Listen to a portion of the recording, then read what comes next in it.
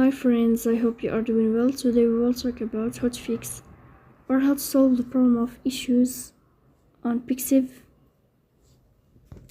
You will click on settings. You will click on apps, default apps, app settings.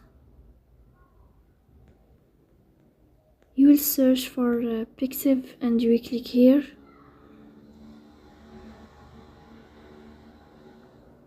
Then we click on first stop and you will click OK. Here we go to storage. Then we click on clear cache. In the end, you will turn off your phone and you will wait a moment to restart your phone again to fix that problem. So please don't forget to support us by like and subscribe. See you next time.